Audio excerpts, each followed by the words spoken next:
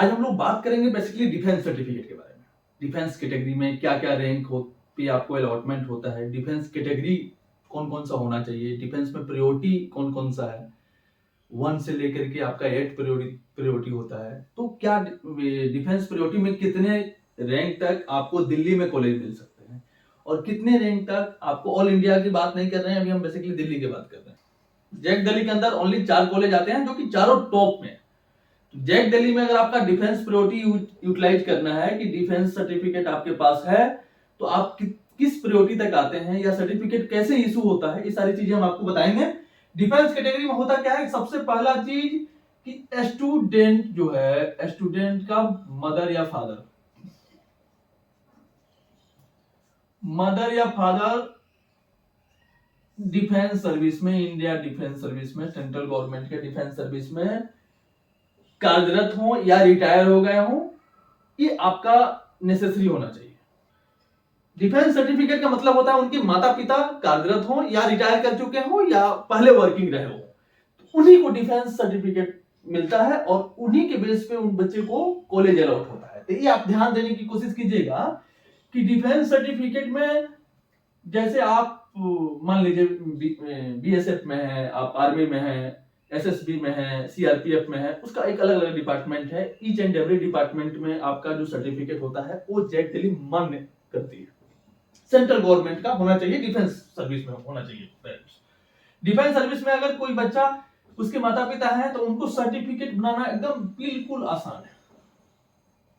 अब ये सर्टिफिकेट कैसे बनेगा? सर्टिफिकेट के लिए जैक दिल्ली जो है, जैक दिल्ली का जो फॉर्मेट होता है वो एक अलग फॉर्मेट होता है। और आईपीयू का भी नाम सुने होंगे, आईपीयू भी अपने वेबसाइट पे अलग फॉर्मेट निकालती है। तो जैक दिल्ली के लिए बनाना है और आईपीयू के लिए बनाना है, अदर कॉलेज के लिए बनाना है, तो उसका फॉर्मेट होता है। जैक दिल्ली वेबसाइट से आप क्या करें, उसके फॉर्मेट को डाउनलोड करें और डाउनलोड करने के बाद, या आईपीयू को बनाना है तो आईपीयू से आप उसके फॉर्मेट को डाउनलोड करेंगे, जो कि जैक दिल्ली अपना रूल ऑफ रेगुलेशन जो निकालता है उसमें ऑलरेडी फॉर्मेट दिया हुआ रहता है। उस फॉर्मेट को डाउनलोड करेंगे। उसमें डाउनलोड करने के बाद आपको करना क्या है कि बस आपके नियर बाई जो भी हेड ऑफिस है, जैसे मान लीजिए आप एसएससी से हैं या आप सीआरपीएफ से हैं या आप आर्मी से हैं, तो नियर आपके जो भी हेड ऑफिस होगा, हेड ऑफिस में उस पर नेम, फोटो और ये सब चीजें स्टूडेंट का लगा करके आपको जाना है। वहां पे वो वेरीफाई करेंगे जो भी आपके पुराने डॉक्यूमेंट होंगे। जैसे आप रिटायर कर गए हैं तो पुराने डॉक्यूमेंट होंगे, अगर आप वर्किंग हैं तो आपके पास जो भी आईडी कार्ड होगा उसके बेस पे वो उस पेपर पे फॉर्मेट पे सिग्नेचर कर देंगे और वही सिग्नेचर किया हुआ सर्टिफिकेट मान्य होगा। ठीक है, एकदम इजी है, इसमें कुछ नहीं करना है, फॉर्मेट डाउनलोड करना है और हमें एक फोटो लगाना है। फोटो लगाने के बाद उसमें क्या करना है, जो भी फील है, नेम, फादर्स नेम, ये सब चीजें मेंशन करना है। उसमें क्लियर होना चाहिए कि हाँ आप आपके फादर हैं या आपके मदर हैं जो वर्किंग है, उनका नाम उसमें मेंशन होना चाहिए। उसमें मेंशन करके वहां ले जाएंगे, कोई भी पदाधिकारी आपको वेरीफाई करके वहां पे दे देगा, उनका सिग्नेचर हो जाएगा, आपका ये सर्टिफिकेट वैलिड हो जाएगा। अब हम बात करेंगे, सर्टिफिकेट तो आपका वैलिड हो गया, अब सर्टिफिकेट के बाद बात करेंगे, सर्टिफिकेट वैलिड हो गया, ठीक है, सर्टिफिकेट बनाना बहुत इजी है, इसमें कोई दिक्कत नहीं है। कहीं भी किसी भी स्टेट से हैं उससे कोई फर्क नहीं पड़ता है। दिल्ली से प्लस 2 किए हैं, आपका दिल्ली रीजन मिलेगा, अदर स्टेट से +2 किए हैं, अदर स्टेट डिफेंस का आपको कोटा मिलेगा। तो अगर आप दिल्ली से +2 किए हैं तो दिल्ली से +2 किए हैं तो दिल्ली का आपका कोटा मिल जाएगा।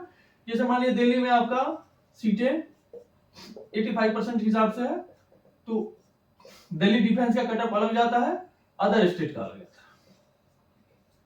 अदर स्टेट का 15% है, उसका आपका अगर +2 आपने अदर स्टेट से किया है तो अदर स्टेट लेगा। उसमें आपका सर्टिफिकेट का कोई मतलब नहीं है कि आप जम्मू कश्मीर से साइन करा रहे हैं या किसी अदर स्टेट से ला रहे हैं या दिल्ली से करा रहे हैं, वो आप कहीं से भी करा सकते हैं, वो आप वैलिड है। आपके 12th के बेस पे देखा जाएगा कि आप अदर स्टेट से हैं या दिल्ली स्टेट से हैं, 12th के केवल।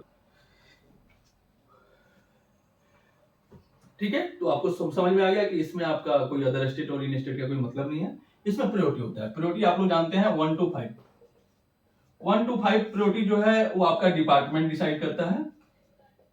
जैसे किसी को अशोक चक्र मिलता है या किसी का बेटा चक्र, जो भी होता है प्रोसीजर, वो उनका डिपार्टमेंट जानता है, तो वो प्रायोरिटी आप वहीं संपर्क कर सकते हैं। अगर आपका प्रायोरिटी है तो वहां से आपका प्रायोरिटी को देखने के बाद आपकी डॉक्यूमेंट वेरीफाइड होगी।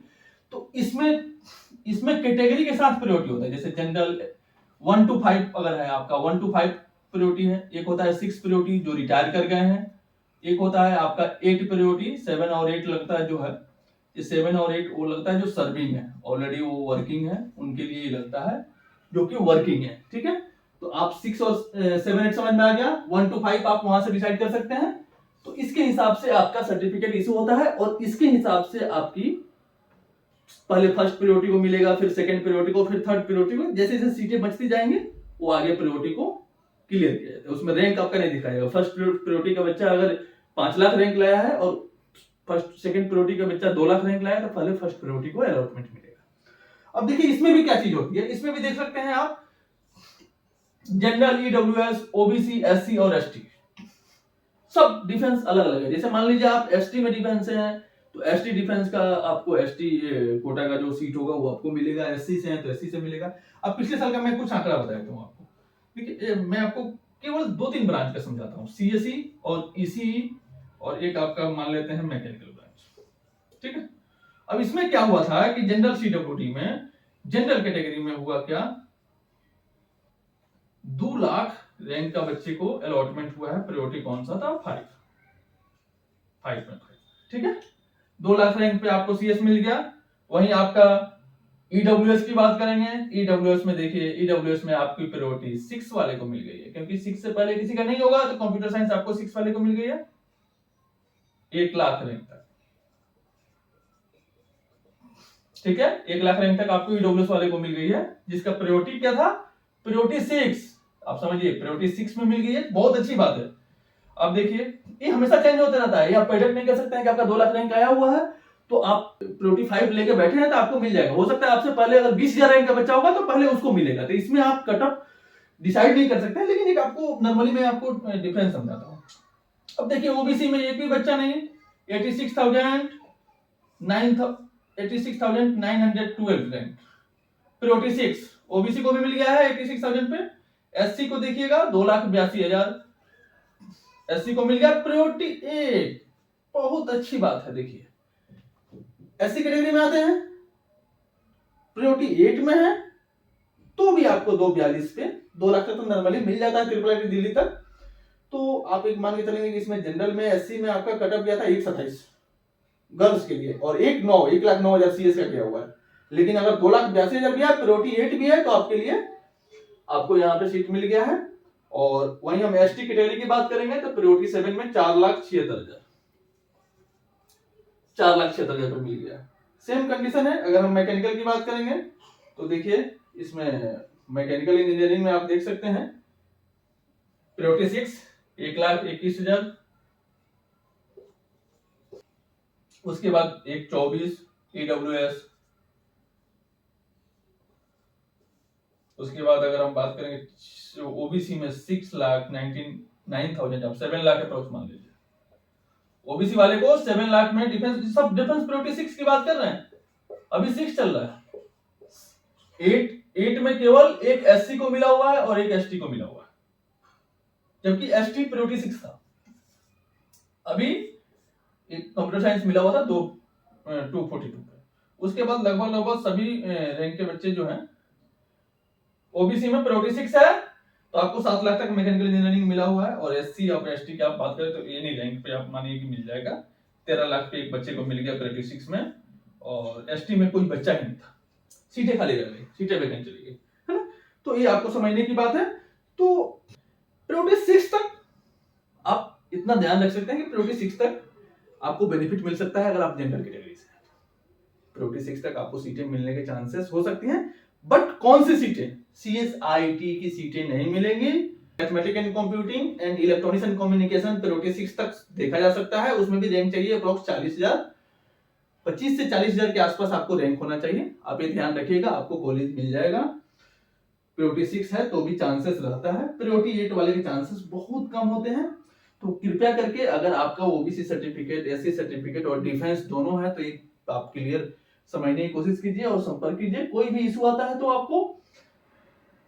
धन्यवाद।